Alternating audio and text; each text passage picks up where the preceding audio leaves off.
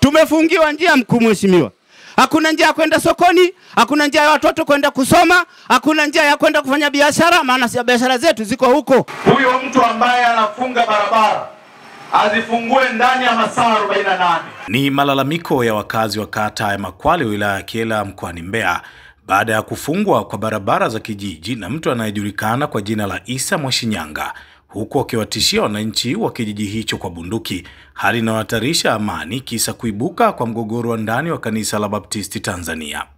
Wananchi hao wamesema mwanzoni walikaa kimya mgogoro wa kanisa ulipoanza, wakifikiri utamalizika kwa kuwa ulikuwa ni wa ndani, lakini hali imekuwa mbaya baada ya kuacha kugombana wao kwa wao na kuanza kuwania ardhi, hali inayopelekea kufungiwa barabara zote za kijiji chao na kukwamisha shughuli za maendeleo. Kijiji chetu cha Katera kimevamiwa na mtu anayeitwa Ita Sinsabe Mwashinyanga. Mtu huyo mpaka sasa amefunga barabara zetu, kuwatisha wananchi kwa bunduki na kuwapiga watoto wa shule kwa kuwa anajivunia amepola maeneo yetu. Wananchi hawajaridhishwa na vitendo hivyo vya unyanyasaji katika kijiji chetu, hivyo mpaka sasa kijiji kimekosa amani.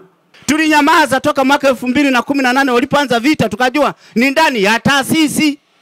Lakini ilipovuka baada ya kushindana kesi wao kwa wao, wameanza kugombania eneo. Kinachoniumiza sana, zile njia zetu kongwe ambazo tumekulia sisi, ambazo tulikuwa yani mpaka sasa hivi, sasa na mtu anayekuja kufunga mlango wako alafu ubaki ndani. Ndio sisi Wanakatera tumefungia njia zote. Kama ndio kanuni ya bodi siji ya msajili atusaidie hapo. Tumefungiwa njia mkuu mheshimiwa. Hakuna njia ya kwenda sokoni, hakuna njia ya watoto kwenda kusoma, hakuna njia ya kwenda kufanya biashara, maana si biashara zetu ziko huko. Hizo njia walizofunga ndio kipato chetu. Ndio njia ambayo tulikuwa tunaenda. Tunaomba kama kanisa anagombana ndani ya kanisa inyoke. Ili swala tunaomba tu tusaidiwe kama jamii, kama wana Makwale. Tunahuzunika sana kwa sababu na sisi ni mojawapo wa kuteseka na hawa watu. Mimi ninayeongea mbele yenu ni Msabato, wala sio Baptisti wala nini. Migogoro hii jinsi inavyoendelea, kuna wanakijiji wengine ambao sio jumuiya wala sio kanisa la Baptisti wanakerekwa na migogoro hii. Kila mara kumekuwa na watu wanakatana mapanga, wamekuwa wakipigana. Tukaamua kuwaita viongozi kwanza wa kijiji, au tuseme viongozi wote wa kata hii ya Makwale, kwa maana ya wenye viti, watendaji na mheshimiwa diwani pia tulimuita kwenye kikao hicho. Tukakifanya pale katika ofisi yangu na tuliwaelezea na kuwasomea yale ambayo na sisi tulikuwa tumepewa kama hukumu za mahakama, lakini pia kwa barua ambazo tumezipokea kutoka kwa msajili, kwa maana kupitia Wizara ya Mambo ya Ndani.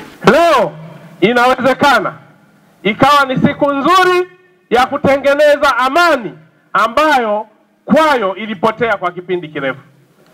Ninaamini wana Makwale mnajua mlioyafanya. Ninajua wana Makwale mnajua nini cha kukifanya. Lakini mnajua wana Makwale jinsi ambavyo amani ni kitovu cha maendeleo ya Makwale yetu. Tumeshawashauri yoyote ambaye akubaliane na mabadiliko haya anapaswa kwenda mahakamani, lakini hawaendi mahakamani, na badala yake wanakuja wanaendeleza vurugu katika maeneo yetu ya jamii.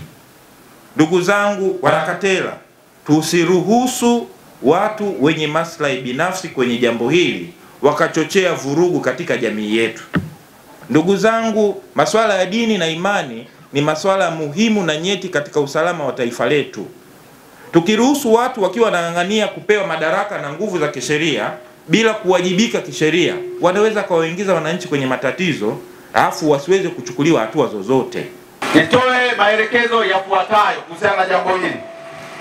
Jambo la kwanza, huyo mtu ambaye anafunga barabara azifungue ndani ya masaa 48. Huwezi kufunga barabara na wakati watoto wanakwenda shule, watu wanakwenda kanisani, wanakwenda mashambani, na serikali ya Jamhuri ya Muungano wa Tanzania, kitu ambacho hakiwezekani. Labda hiyo serikali itakuwa serikali haiwajali wananchi wake. Kwa hivyo nimpe salamu huyo ambaye amefunga ndani ya masaa 48 afungue, na kamanda wa polisi wa wilaya asimamie jambo hilo kuhakikisha kwamba hizo barabara zinafunguliwa, na anafungua yeye mwenyewe kwa mikono yake. Katela oye! Jambo la pili, jeshi la polisi wamsake mara moja mtu anayeitwa Isa Sisambe Mwasinyanga ili tuweze kumfanyia mahojiano maalum. Ili tufanye mahojiano maalum, kwanza ya kuwatishia watu na bastola, hilo la kwanza. La pili, kupiga watoto wanaokwenda shule, na la tatu, kufunga barabara na wakati sio haki kwa mujibu wa sheria. Katela oye! Katela safi! Ziara ya mkuu wa mkoa wilayani Kyela imehitimishwa kwa kutembelea miradi mbalimbali ikiwemo mradi mkubwa wa ujenzi wa skimu ya umwagiliaji Makwale inayogharimu zaidi ya bilioni 20. Kutoka hapa Mbeya, mimi ni Eno Kifumbo na hii ni Wasafi Habari.